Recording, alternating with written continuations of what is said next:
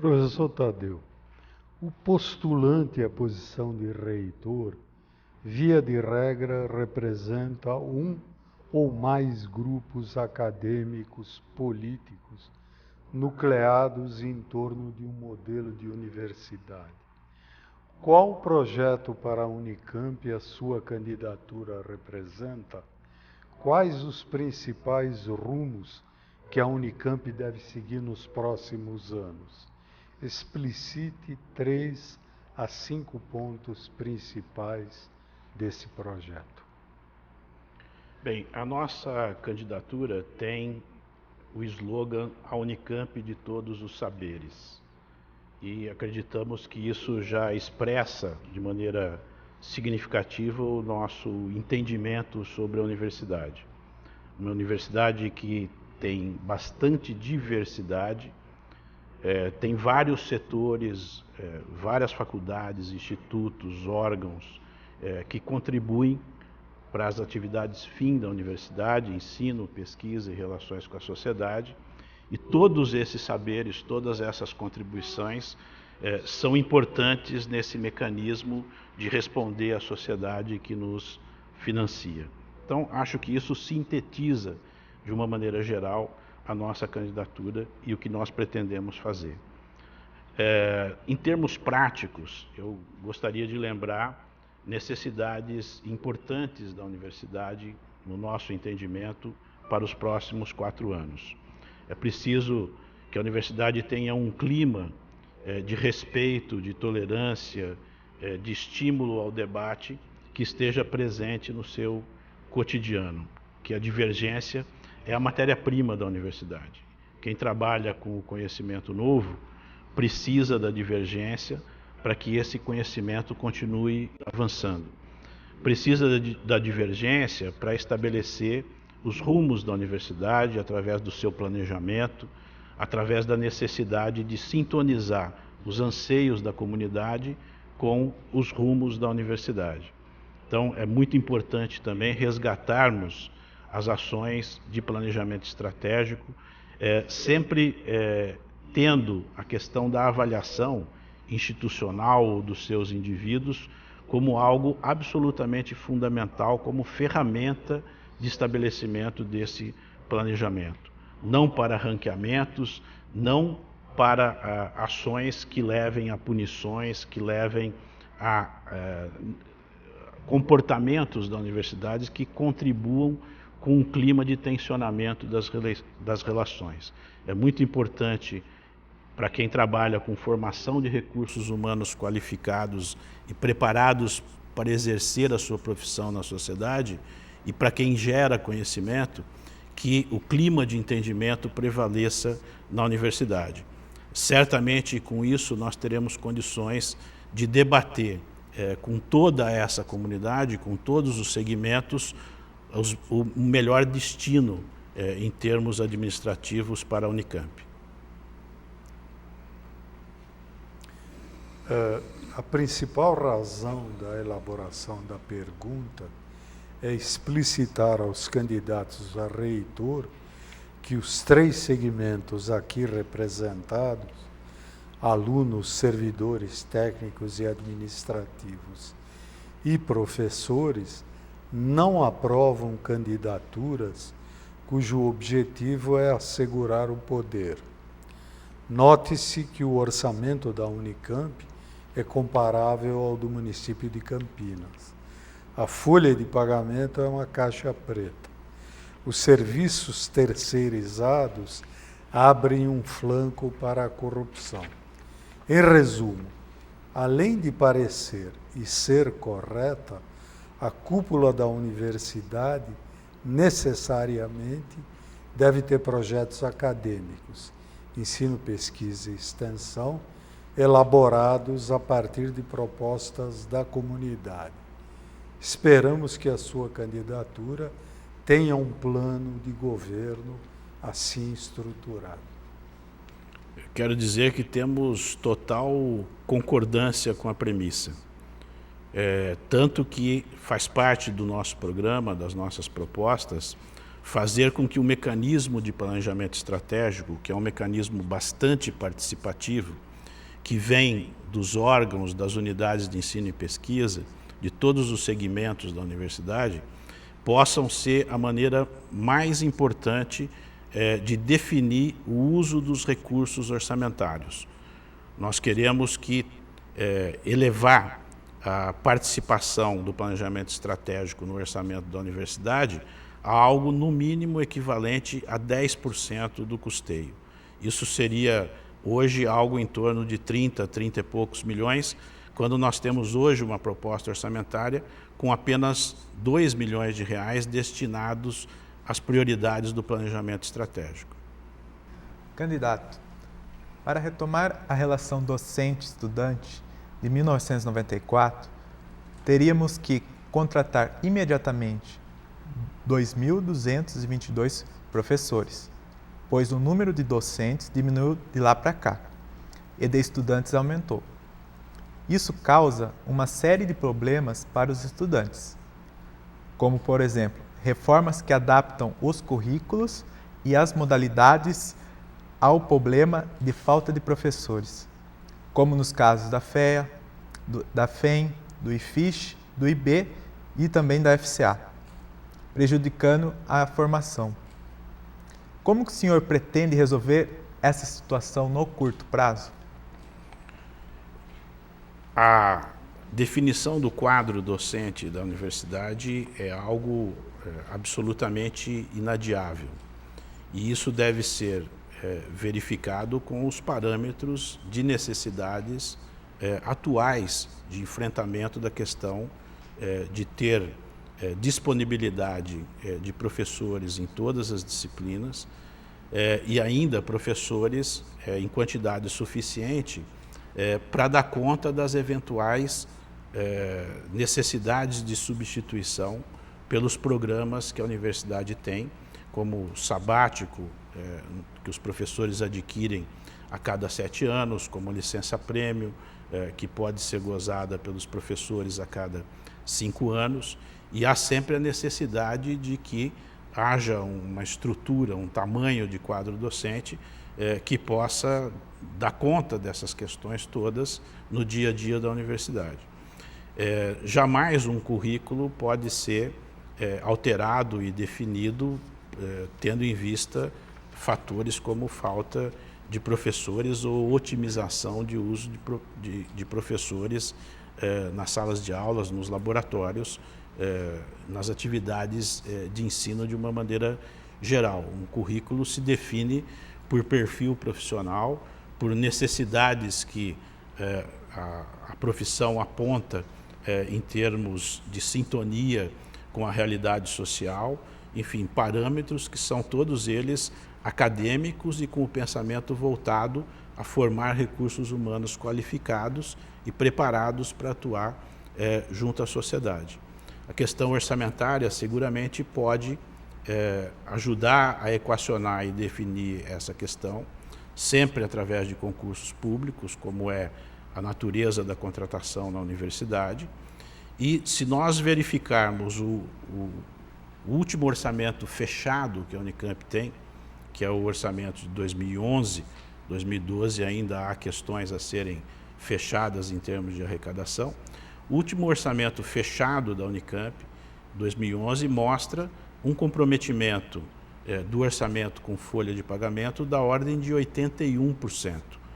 Então, há espaço orçamentário para que nós possamos fazer crescer o corpo docente e outras prioridades, desde que essa questão, contratações docentes, seja uma questão prioritária na gestão da universidade. E nós faremos todo o possível para que seja, de fato, uma das prioridades da universidade. Atualmente, a Unicamp, quando da elaboração do orçamento, define o número de vagas para contratações de novos docentes, incluindo reposições das aposentadorias. Definido esse número, é passada a tarefa para a Comissão de Vagas Docentes fazer uma proposta de divisão entre as faculdades e institutos. Esta política não leva em consideração, da forma como deveria, as verdadeiras demandas das unidades de ensino. Na nossa visão, o que deve ser feito é um estudo profundo das reais necessidades de contratações a curto e médio prazo, por todas as unidades, e, com base nesse estudo, elaborar um plano de contratação docente, visando, no menor tempo possível, sanar esta demanda. Esperamos que o candidato se comprometa com esses princípios. Novamente, nós estamos falando de planejamento, não é? A necessidade de docentes, ela tem que ser discutida prioritariamente, primeiramente, nas unidades de ensino e pesquisa. Essa demanda, em função de algo planejado, deve ser encaminhado às instâncias superiores do ponto de vista institucional, às câmaras, às comissões e ao Conselho Universitário, que, por último, define a proposta orçamentária, onde constam as contratações. É muito fácil para a universidade identificar a sequência de aposentadorias que vão ocorrer nos anos imediatos. Quer dizer, do ponto de vista teórico, a universidade sabe cada aposentadoria que vai ocorrer em cada unidade ao longo dos próximos anos.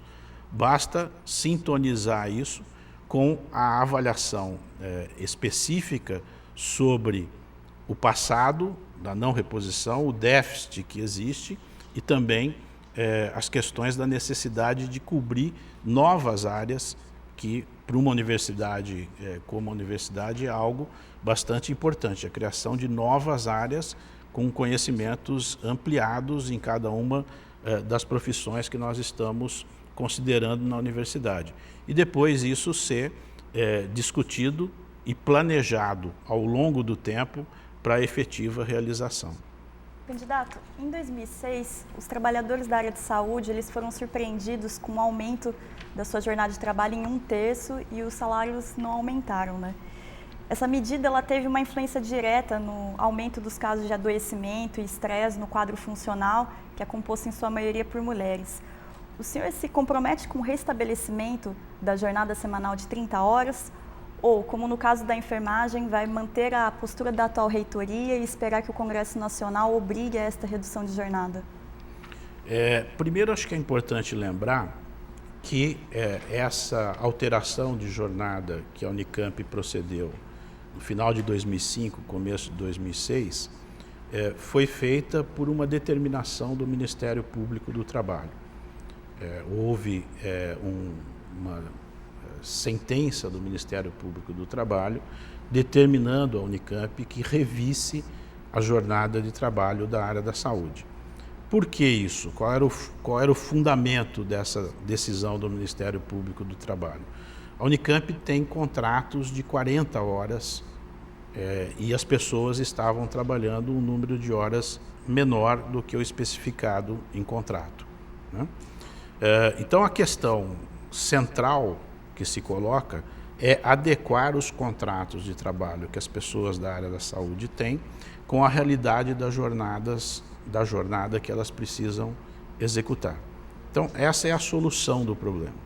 Exatamente por identificarmos qual é a solução do problema, nós estamos propondo claramente no nosso programa fazer esta adequação dos contratos de trabalho para o regime de 30 horas.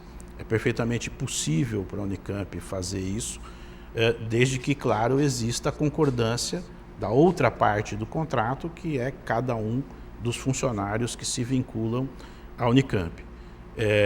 Reduzir o contrato de 40 para 30 horas é perfeitamente legal, perfeitamente possível, e para que não haja redução salarial, que acho que essa é a questão mais importante, mais central, há necessidade de adequar o enquadramento na carreira dessas pessoas da área da saúde.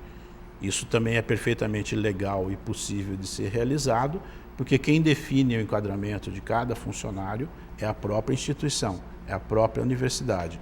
Então, a nossa proposta é muito claramente reduzir os contratos para 30 horas, fazendo um acerto, um ajuste no enquadramento de cada um dos funcionários para que não haja redução salarial. E eu acho necessário lembrar que essa proposta foi feita em 2005 e 2006. Infelizmente, ela não foi aceita na ocasião como uma solução para o problema. Candidato, ainda sobre a pauta das mulheres, várias reitorias já prometeram o credenciamento junto ao MEC da DEDIC, a Divisão de Educação Infantil e Complementar, a fim de certificá-la enquanto um equipamento de educação. O senhor pretende dar cabo finalmente a esse processo, sendo que isso já garantiria, inclusive, que as professoras teriam a jornada de 30 horas? Essa é uma questão absolutamente fundamental. É importante rotular como uma clareza cristalina que as creches, o CECI e a CAS, são educação infantil. Eu faço questão de frisar isso porque há documentos que, assinados inclusive pela DGRH, que esclarecem aos funcionários da Unicamp que ali não se faz educação infantil.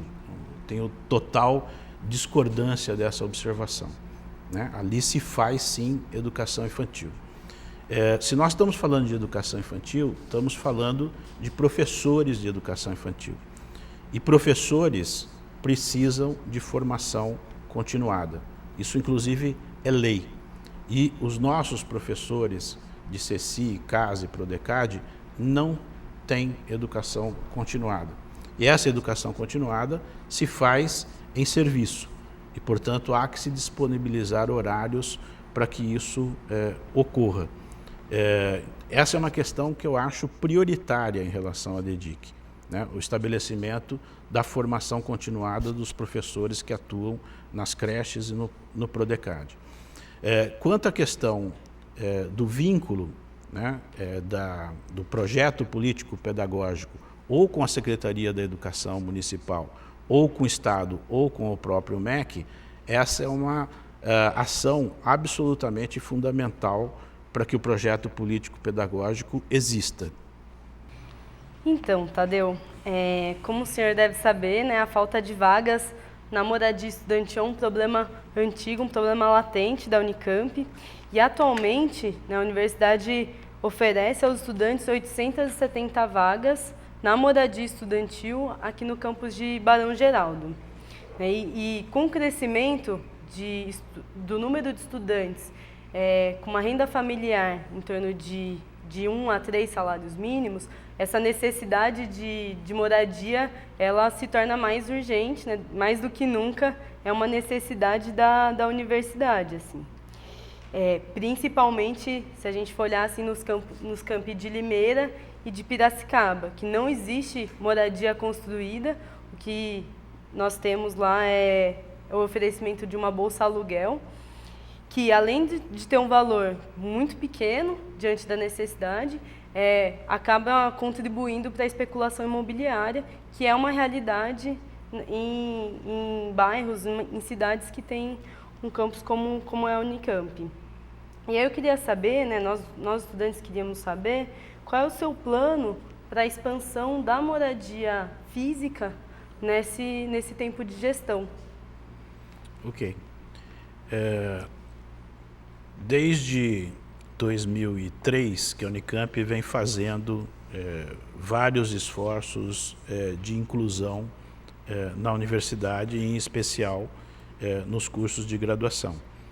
O Programa de Ação Afirmativa e Inclusão Social deu uma grande contribuição através dos bônus para escola pública e para autodeclarados negros ou indígenas, e isso fez com que aumentasse a quantidade de estudantes das classes menos favorecidas socialmente na universidade.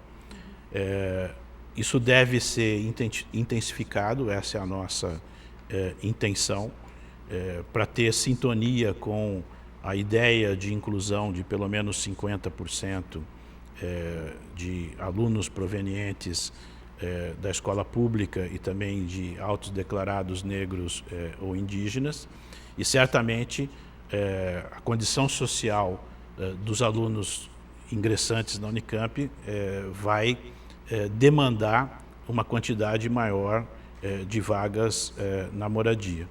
No mesmo sentido, o programa Profis, que foi implantado, conseguiu trazer pessoas também de classes sociais menos favorecidas, e toda essa iniciativa de inclusão, que necessariamente deve continuar existindo, deverá ampliar a demanda por vagas na moradia dos estudantes.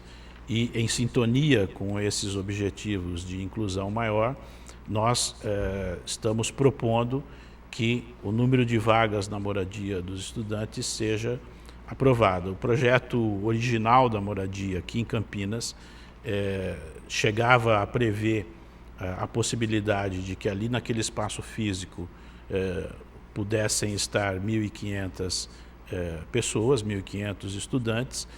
Então nós acreditamos que é possível ampliar ali até esse número. A mesma lógica de raciocínio vale para Limeira e vale para Piracicaba. Em Piracicaba o número de estudantes é bem menor, e talvez a universidade pudesse organizar um sistema de moradia sem a necessidade talvez de construir uma moradia em Piracicaba, porque nós não temos ali nem disponibilidade diária, né? O campus ali que abriga a FOP dificilmente tem espaço ali para que a gente possa construir uma moradia, mas a universidade poderia assumir imóveis em Piracicaba para a sua administração, implantando ali uma moradia que deve ser numericamente bem menor se comparada com a Unicamp.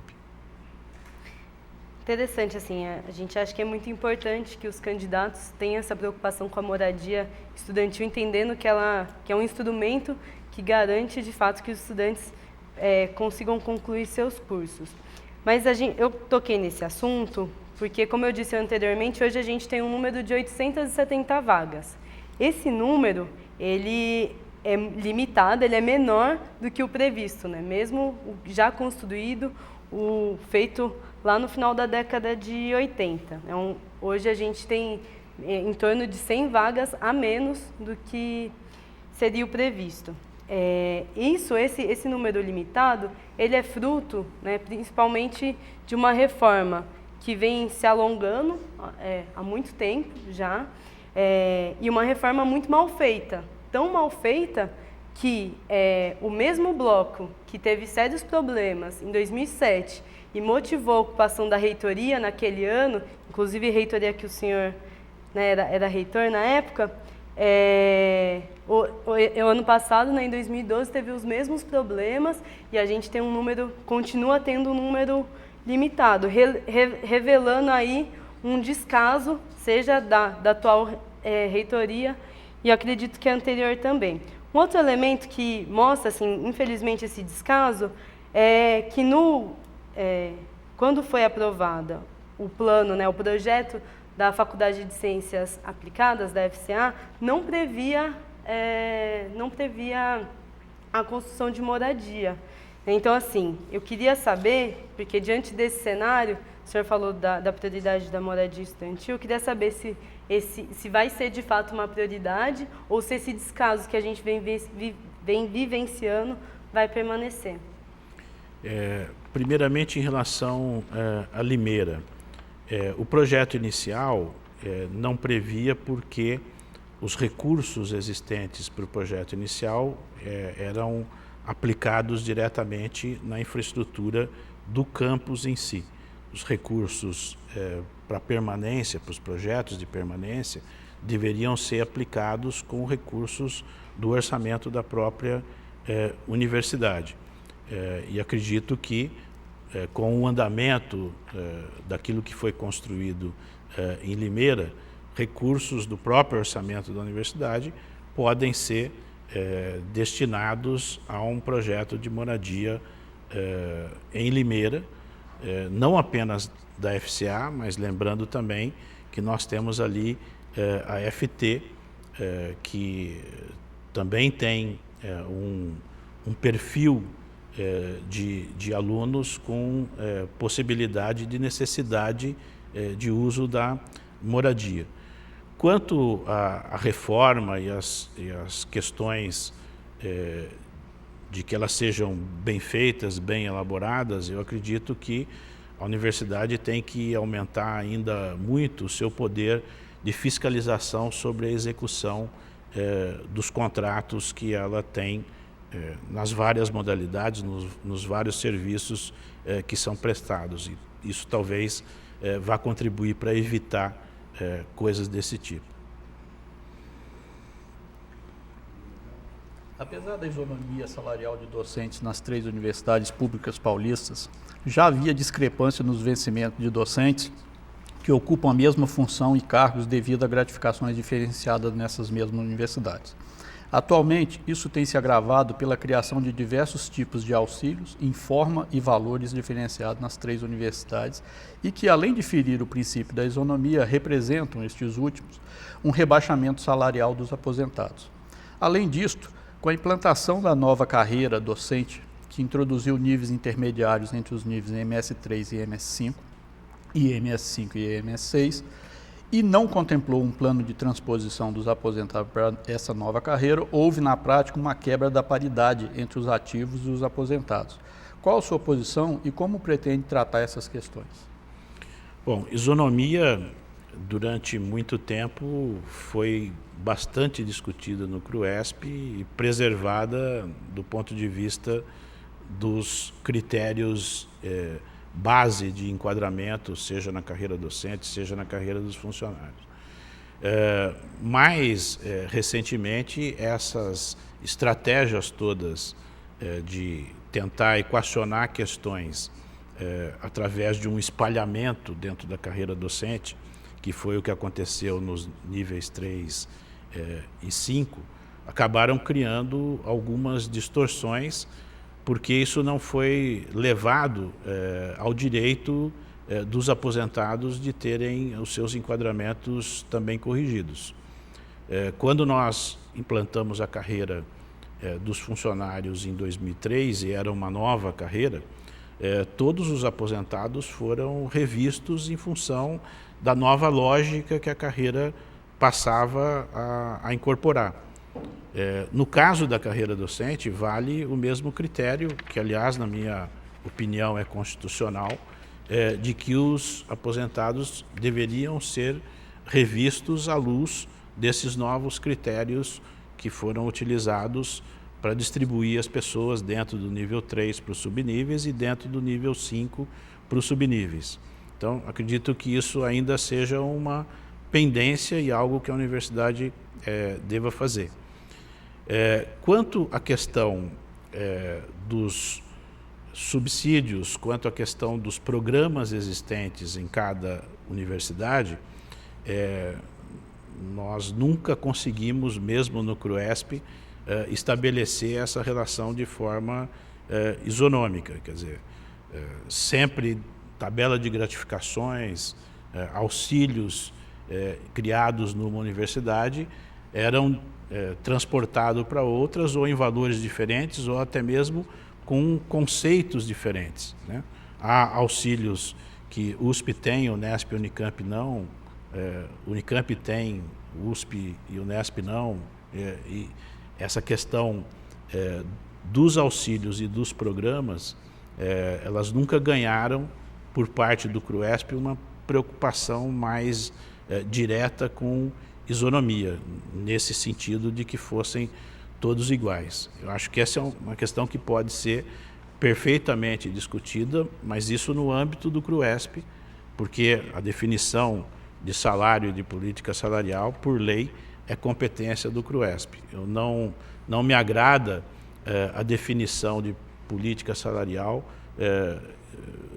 de maneira independente por cada uma das 3 universidades. Eu acho que o CRUESP é o local dessa discussão.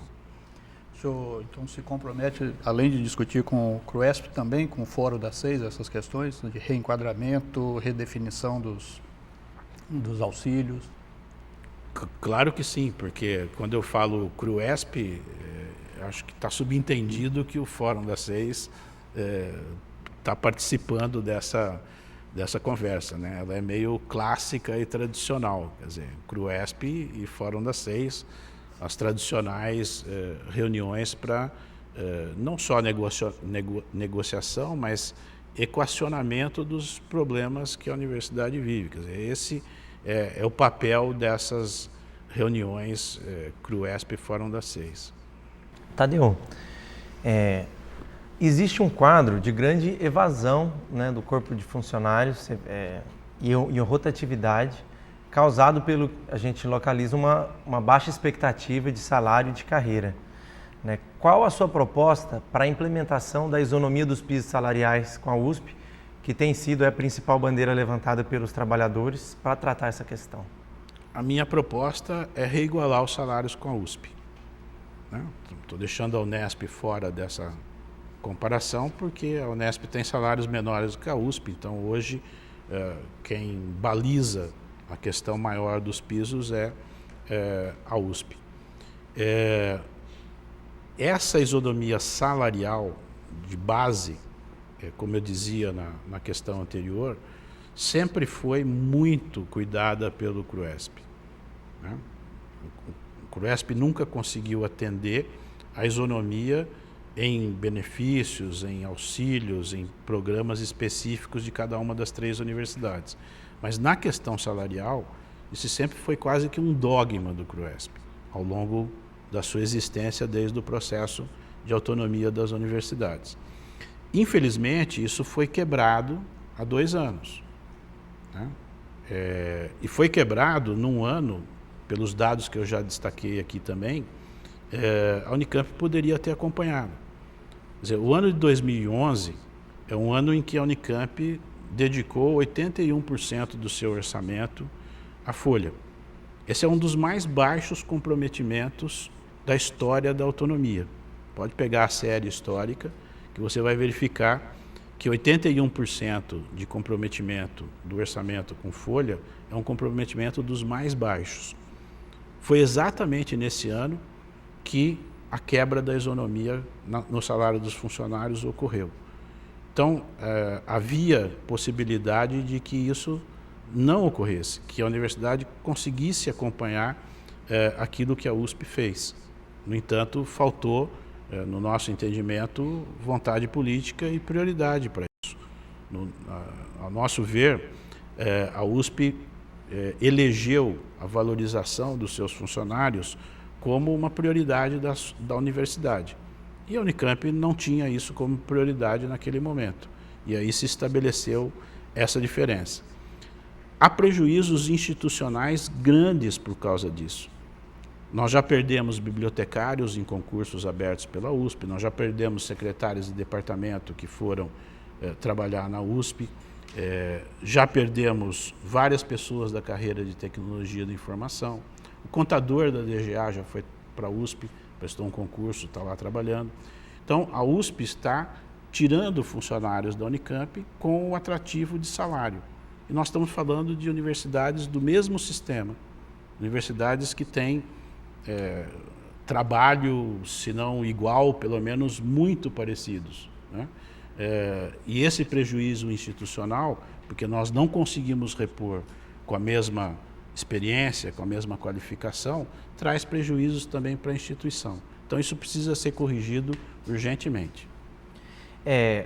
Até o senhor colocou bastante sobre o ano de 2011, né? Porque além de ser um ano de baixo comprometimento, foi um ano em que houve uma greve dos trabalhadores, talvez uma das maiores no último período, e a bandeira foi essa, uma greve que, apesar dessa prioridade do CRUESP, nem sempre foi uma prioridade, né? Pelo menos nesses últimos anos, a gente sabe que deixou de ser.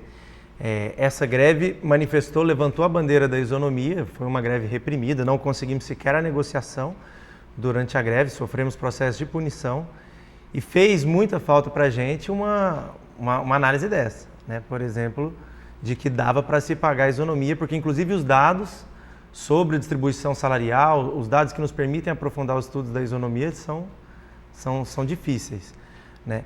Por que naquela época o senhor não pôde se manifestar ou não se manifestou, não sei se para não desagradar o reitor ou não tinha essa opinião antes? Foi a greve que mudou essa concepção sobre a prioridade da isonomia?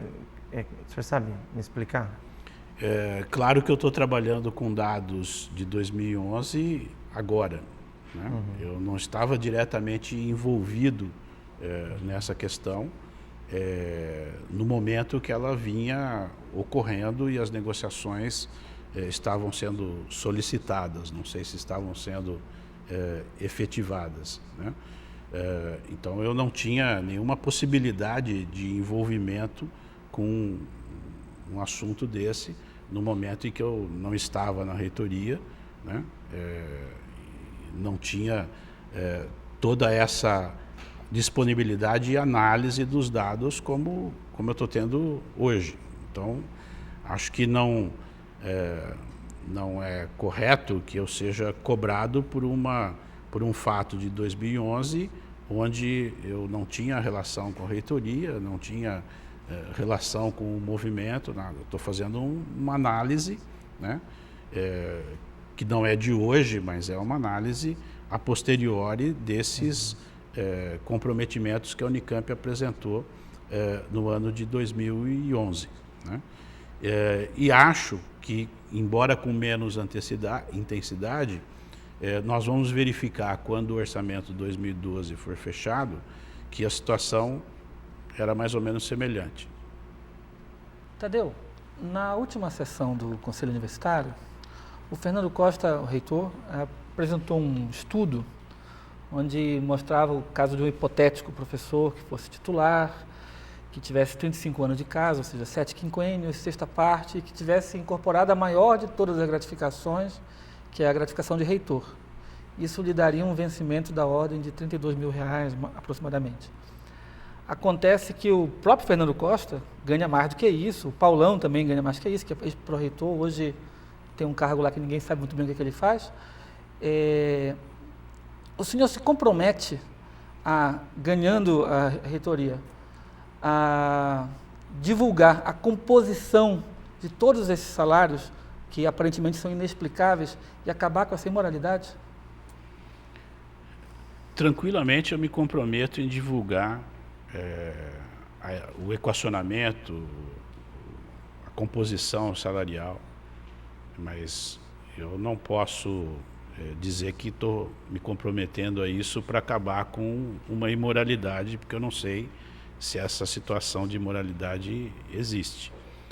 Eu me comprometo a verificar todas essas questões e, dentro de todo o arcabouço legal que existe sobre esse assunto, nós possamos ter visibilidade, transparência para essa questão dos salários na universidade. Aliás, entendo que há uma determinação legal de que isso seja uma informação disponibilizada pelos órgãos públicos. E, portanto, acho que nós devemos cumpri-la. A Constituição brasileira, quando ela estabelece o valor do salário mínimo, estabelece uma série de requisitos que ele precisaria suprir. O DIEESE calcula esse valor mensalmente, o DIEESE que é uma instituição que inclusive compõe o Conselho Universitário, e isso calcula algo em torno de R$ 2.400. Tanto o piso dos trabalhadores do nível médio quanto do nível fundamental da Unicamp, inclusive, é abaixo desse mínimo constitucional calculado para o DIEESE. Isso pelo DIEESE. E, ao mesmo tempo, nós temos funcionários na universidade que chegam a ganhar 45, 48, 50, acima de R$50 mil. E a atual reitoria, aparentemente, é muito insensível a essa questão da enorme disparidade salarial que há entre os que estão no piso e os que estão, inclusive, muito acima do teto constitucional. Você se compromete a reverter esse processo, diminuir as diferenças, essa disparidade enorme entre piso e teto? Há duas ações que eu acredito que são importantes aí nesse sentido. Primeiro, que nós já falamos aqui, que os nossos salários mais baixos, né, estão com uma defasagem significativa em relação à comparação que nós podemos fazer, que é com a USP. Então, eles precisam ser elevados e essa diferença ela não é pequena, é uma diferença bastante significativa.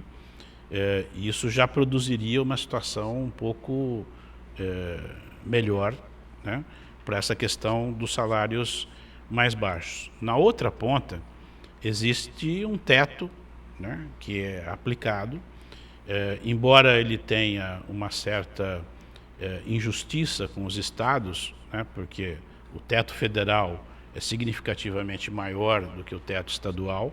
Quer dizer, um professor de uma universidade federal tem como teto 26 mil e poucos reais. De uma universidade paulista tem como teto 20 mil reais, agora com a aprovação de um aumento do salário do governador. Não achamos justo essa diferença, né, porque não há nada que deva remunerar de maneira diferente o salário de um professor de uma universidade federal, de uma universidade estadual como Unicamp, USP e Unesp. No entanto, esses tetos são diferentes. Mas, de qualquer forma, existe um teto que precisa ser cumprido. A próxima questão se refere à avaliação docente.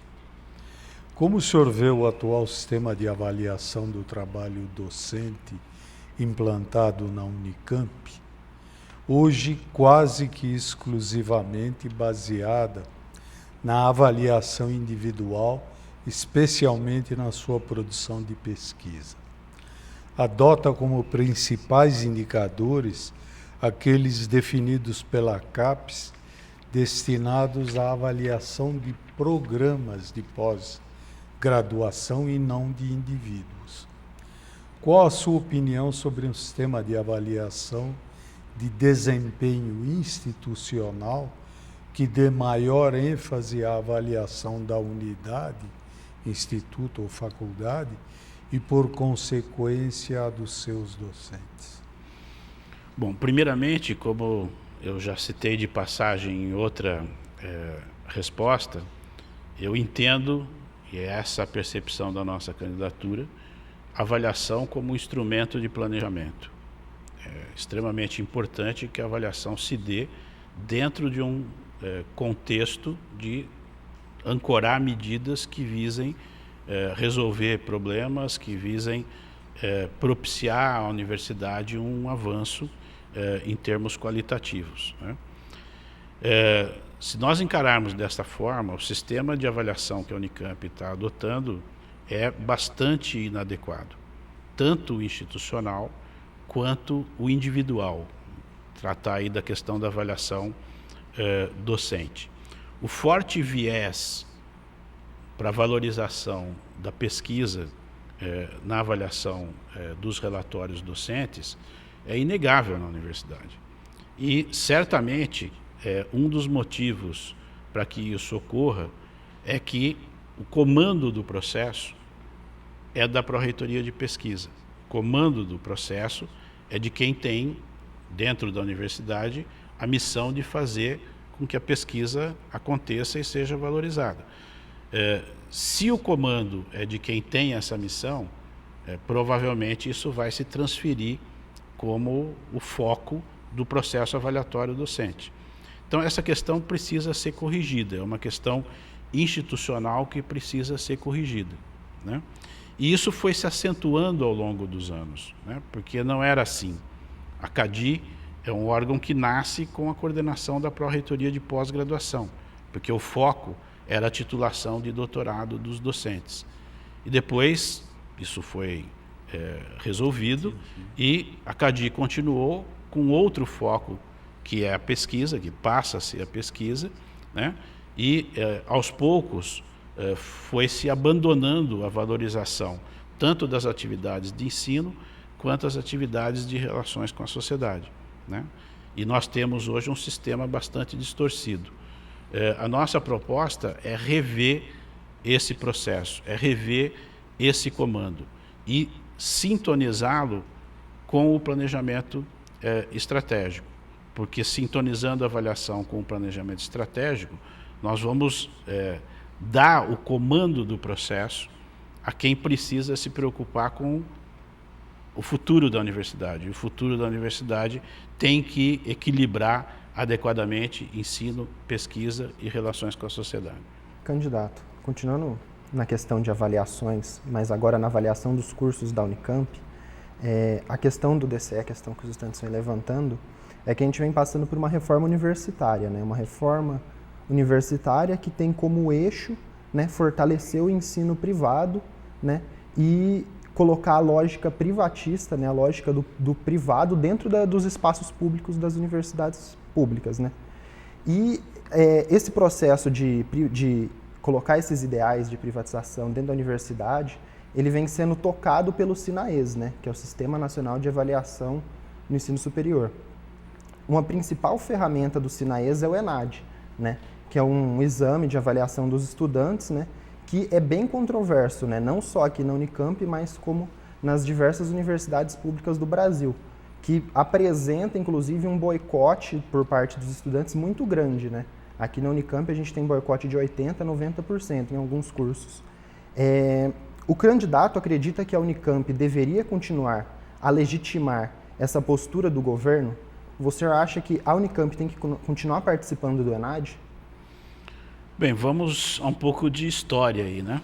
Quando o ENAD foi criado e os sinais, eu era vice-reitor, o reitor da universidade era o professor Brito. Nós decidimos que a Unicamp não participaria do ENAD, não se integraria aos sinais. Essa foi a postura da Unicamp, que foi sustentada na época, inclusive com muitas gestões do MEC para que a Unicamp entrasse, e nós sempre argumentamos com a autonomia universitária, né, com a vinculação em termos de avaliação da Unicamp ao Conselho Estadual de Educação e não ao MEC. Durante a minha gestão de 2005 a 2009, nós mantivemos a não adesão da Unicamp ao ENAD, mesmo com todas as gestões que continuaram sendo feitas pelo Ministério da Educação e, infelizmente, lamentavelmente, né, nesta gestão atual da reitoria, a Unicamp, que sempre resistiu a participar do ENAD, aderiu de uma forma absolutamente tranquila, né, e passou a fazer parte do ENAD. Um grande equívoco, na nossa opinião, e se nós tivermos condições de reverter isso, reverteremos. Candidato, pelo que a gente observou, então, quando o senhor, a primeira pergunta é quando o senhor, se caso vença a consulta para reitor, a Unicamp vai deixar de participar do ENAD, né? E lembrando que o ENAD, alguns problemas que ele vem trazendo para as universidades, é que ele faz um ranking, né? Lembrando que várias universidades privadas, a Universidade X coloca, primeiro lugar no ENAD, a Universidade Privada Y, é o melhor curso no ENAD, né? E isso vem sendo usado mais como propaganda do que como avaliação de fato, né?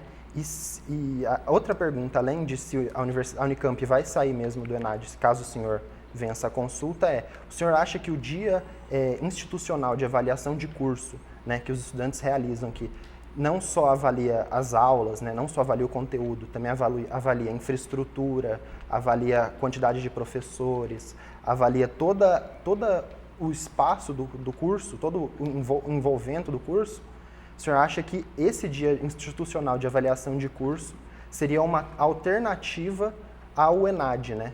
Inclusive o dia institucional de avaliação de curso não vem sendo respeitado. Se o senhor pensa em alguma coisa nisso. Bom, primeiro, eu quero externar aqui a opinião de que o ENAD, os sinais, não é um processo de avaliação.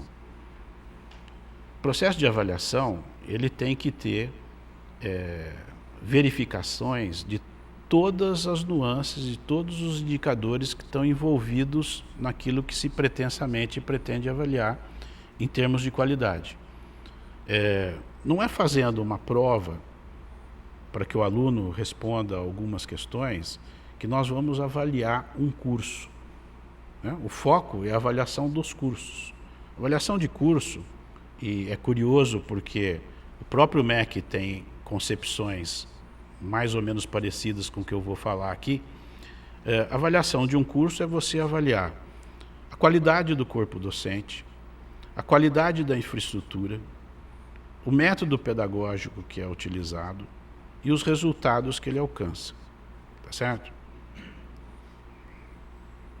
Essas questões todas não têm como ser avaliadas no resultado de uma prova aplicada aos estudantes. Então, não consideramos que o ENAD seja um processo de avaliação. Mais ainda, na nossa concepção, como eu já declarei há pouco, não existe avaliação se nós não vamos usá-la para um sistema de planejamento. Então, a avaliação, entre aspas, feita pelo ENAD, está sendo utilizada, ou pretende-se utilizá-la, para fazer qual planejamento? Para melhorar o que e onde? Então, não entendemos que isso seja um processo de avaliação. E, portanto, também por essa razão, a universidade não deve participar disso. Deve, ela sim, implantar um sistema de avaliação que precisa ser um sistema participativo, portanto, o dia de avaliação, o dia de discussão, de debate, de conversa direta com os professores para a sua avaliação, é fundamental, é importante. E também precisa ficar claro, já que nós estamos falando de um dia de avaliação, que a avaliação é algo permanente.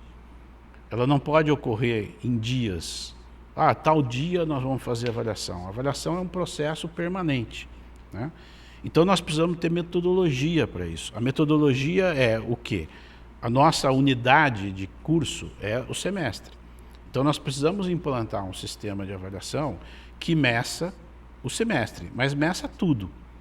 Meça a qualidade dos professores, meça a infraestrutura, meça o método pedagógico utilizado nas disciplinas e possa fazer desse conjunto algo que se retire ações importantes para planejar o crescimento qualitativo dos nossos cursos. Professor, antes da autonomia, as universidades recebiam o equivalente a 11,6% da cota-parte do Estado do ICMS. No início da autonomia, receberam somente 8,4%. Posteriormente, após lutas travadas pelo movimento, passou para 9% e mais tarde para os atuais 9,57%. Estudos realizados pelo Fórum das Seis e pelo Sinafresp mostram que nem mesmo esses 9,57% de fato têm sido repassados. Por exemplo, o Fórum das Seis, baseado em dados do CIGEL, detectou que em 2010 aproximadamente 208 milhões deixaram de ser repassados para as universidades devido aos expurgos da cota-parte de recursos destinados ao programa da habitação, juros, correções monetárias de ICMS pagos em atraso, entre outros. O Sinafresp estudou exclusivamente o programa Nota Fiscal Paulista e detectou que o governo, por excluir do total do ICMS os créditos e prêmios pagos aos participantes no período de 2008 a julho de 2012, deixou de repassar para as universidades o montante de 326 milhões em valores correntes de agosto de 2012. Qual sua posição quanto ao aumento dos 9,57% para 11,6% do ICMS para as universidades? Qual a sua posição quanto a essas deduções do total do ICMS realizado pelo governo antes de aplicar o percentual das universidades, o que na prática reduz os recursos repassados? Bem, a luta por mais recursos para a universidade não é nova. Várias tentativas foram feitas e a Assembleia sempre se manteve resistente a aprovar esses aumentos de percentuais. Já participamos de várias ocasiões, indo à Assembleia, tentando convencer, sensibilizar deputados, e isso nunca, de fato, aconteceu. Então, há uma resistência muito grande na Assembleia em questões relacionadas ao aumento de percentual. Acho que podemos continuar argumentando, podemos continuar reivindicando com esses argumentos que foram colocados e também com outros, até mesmo da expansão do sistema, que também foi bastante grande ao longo do período. Acho que essa é uma luta que podemos continuar encaminhando ao longo da próxima gestão, mas ela já vem de muito tempo e sempre com fortes resistências na Assembleia. Quanto à questão da forma de aplicar os percentuais, eu acredito que as universidades paulistas, em especial através do CRUESP, possam fazer um arrazoado sobre isso, um aprofundamento desse estudo com esses dados e reivindicar a correção dessa questão junto ao governo do Estado. Aí acho que é uma medida mais do ponto de vista administrativo e que as universidades, no meu entendimento, podem perfeitamente reivindicar junto ao governo do Estado. Esse é um compromisso que eu assumo sem grandes dificuldades, porque acho que a Unicamp e as outras estaduais paulistas têm o direito de receber aquilo que está estabelecido no decreto e aquilo que se estabeleceu depois como regras que regulamentam esses cálculos que são feitos, né? Lembro que em muitas ocasiões o governo do Estado também tentou retirar da conta algumas coisas, né?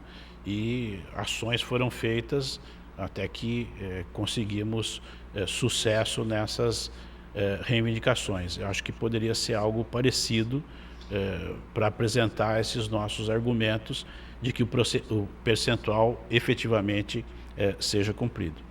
Candidato, nos anos de 2005 e 2006, quando foi aprovado um aumento no repasse das verbas para as estaduais paulistas, e logo na sequência foi vetado pelo governador Alckmin, a Unicamp, que estava sob sua administração no período, não teve posturas incisivas na reivindicação desse aumento de verbas e de repasse. Foi nesse período também, durante sua gestão, que foi feito um acordo, né, pela ampliação da porcentagem do ICMS para a construção do novo campus de Limeira, a FCA, que era o acordo com o governador, aumentar de 0,05% do ICMS para a manutenção desse campus. Acordo esse que também não foi cumprido e a Unicamp também não teve posturas incisivas na reivindicação desse repasse. Nesse sentido, a gente gostaria de saber se o senhor se compromete a exigir publicamente o aumento do repasse do 0,05 para a FCA e o aumento do repasse do ICMS como um todo para as estaduais paulistas. Bom, primeiramente eu gostaria de lembrar que nas duas questões nós fizemos todos os posicionamentos institucionais junto ao governo do Estado. A nossa reivindicação por mais recursos sempre foi feita do modo institucional que a universidade deve fazer junto ao governo do Estado. Especificamente em relação a Limeira, o cumprimento da atribuição do 0,05% dentro da nossa gestão se mostrou como uma decisão a ser tomada. Implantaríamos Limeira, né, ou deixaríamos de fazê-lo porque ainda não tínhamos o 0,05%. A nossa decisão foi implantar, mesmo sem o 0,05%, porque a nossa análise do orçamento do orçamento da Unicamp, mostrava que nós tínhamos condição de implantar Limeira, né, o campus da FCA em Limeira. Eu acredito que nós tomamos a posição correta, porque esse campus viabilizou 480 vagas a mais, 480 oportunidades a mais para pessoas estudarem numa universidade pública. O campus foi construído, né, tem qualidade e tem o nível de curso que a Unicamp tem nos seus outros campi. Portanto, achamos que a decisão foi correta, mas devemos cobrar ainda esse 0,05%.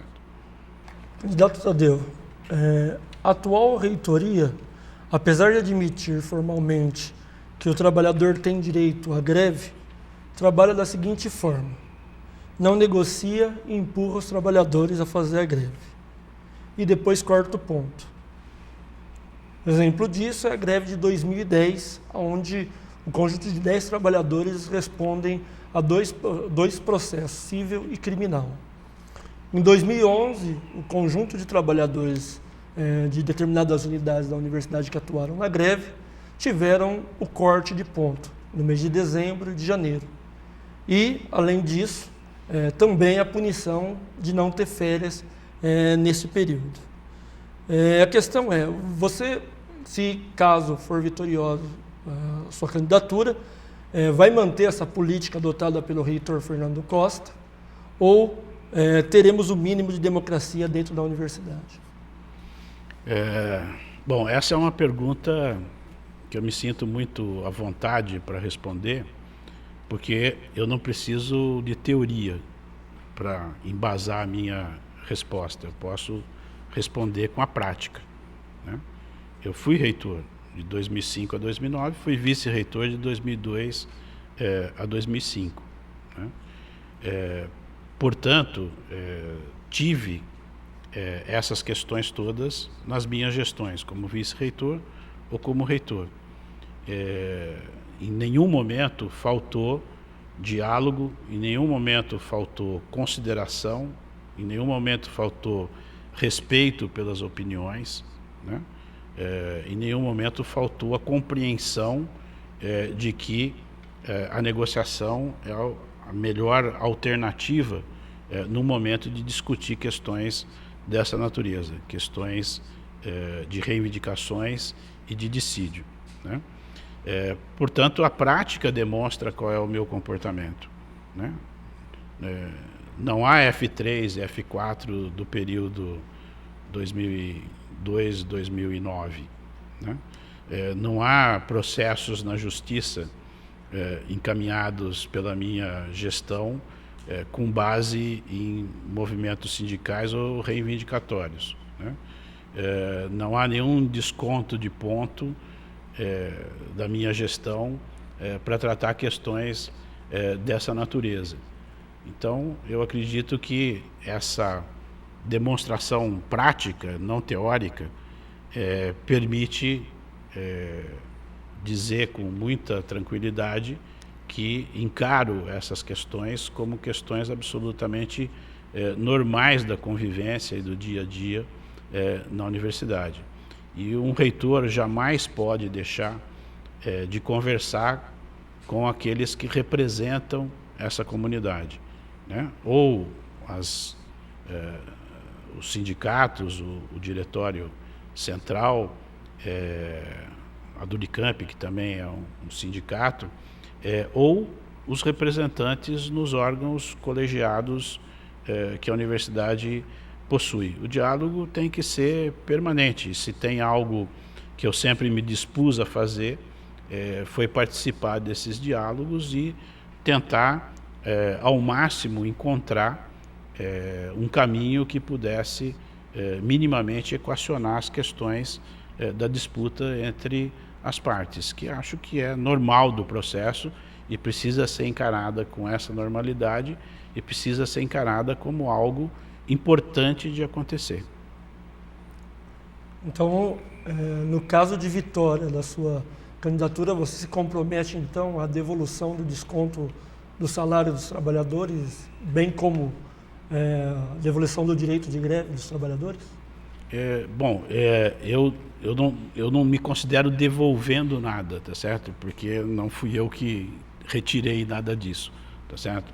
No meu conceito, o direito de greve está totalmente estabelecido, o respeito às reivindicações na universidade também, e se há possibilidade de que a universidade retire os F3, F4 e devolva os recursos, eu não terei nenhuma dificuldade em fazê-lo, desde que eu possa fazer isso. Professor, ainda hoje a estrutura de decisão da universidade ela é extremamente antidemocrática. Mesmo quando a gente pega os órgãos colegiados, como o Conselho Universitário, que ele carrega a proporção representativa de 3/5 de representantes docentes, 1/5 de funcionários e 1/5 de estudantes. Essa proporção também é colocada na consulta para reitor, que ilustra essa imensa disparidade entre as categorias, como se os estudantes e os técnicos administrativos não fossem considerados como sujeitos ativos importantes na construção da universidade. Nesse sentido, a gente gostaria de saber como o senhor fará para que a voz dos estudantes, né, seja de fato ouvida na universidade e que seja garantida uma representação paritária, tanto nos colegiados como nos outros espaços teoricamente democráticos da universidade. Essa questão remete aos estatutos da universidade. Nós estamos falando de disposições estatutárias. O nosso programa, nossa proposta, está colocando como um ponto importante de ação a revisão dos estatutos da Unicamp.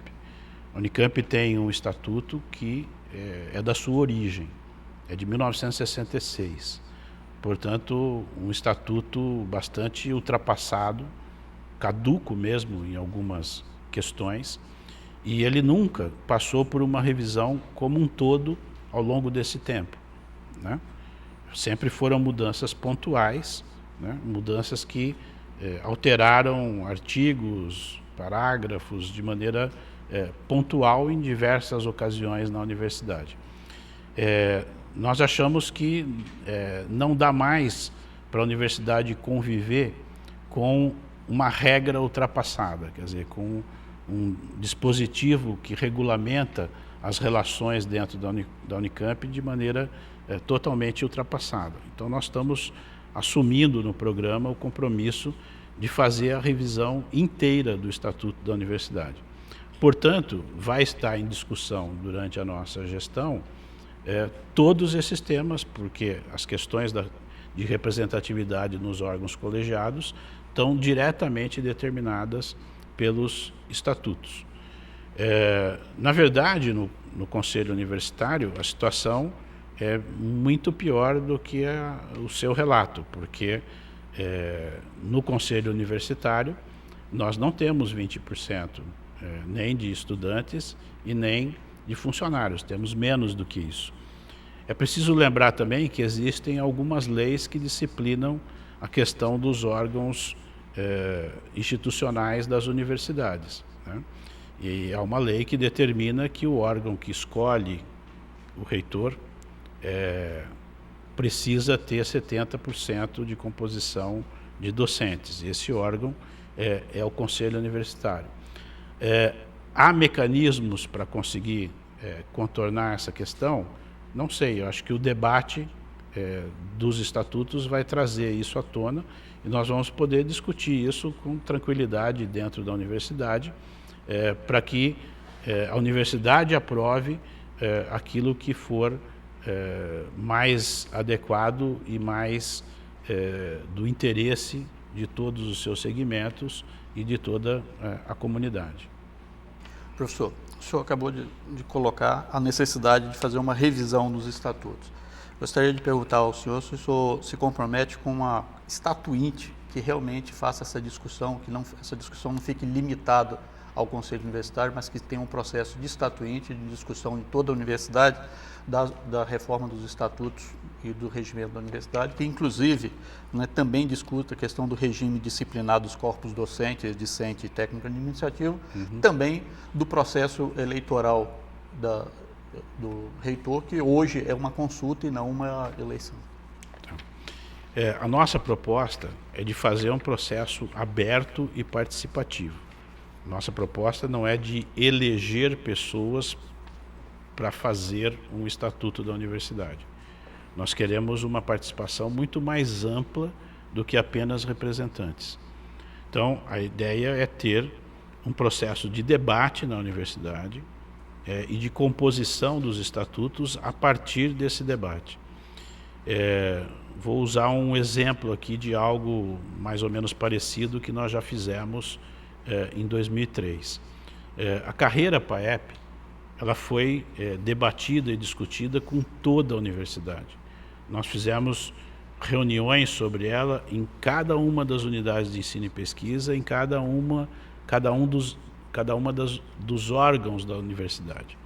Fizemos um processo aberto que as pessoas podiam encaminhar sugestões, recebemos 750 sugestões e o processo passou a elaborar e a sistematizar o corpo da carreira, o texto, aquilo que depois se transformaria numa deliberação CAD. Um processo muito parecido com esse é possível fazer com os estatutos da universidade. E aí nós vamos, através desse processo, aumentar demais a participação, fazer com que efetivamente a universidade se envolva diretamente nessa discussão, mais do que como representantes, mas como pessoas mesmas interessadas em ver a universidade com o estatuto atualizado e moderno. Candidato, nós elaboramos um termo de compromisso, será apresentado para todos os reitoráveis. Né? Esse termo se trata para que todos os candidatos se comprometam a só assumirem o cargo de reitor caso sejam os primeiros colocados na consulta. Nesse sentido, a gente gostaria de entregar para que o senhor assinasse, né, esse termo, para que mais um elemento para a gente garantir que a consulta seja minimamente democrática. Né? Experiência própria. É impossível ser reitor sem o respaldo da comunidade. Portanto, jamais aceitaria ser reitor da universidade se eu não conseguisse ser eleito na consulta que vai ser feita.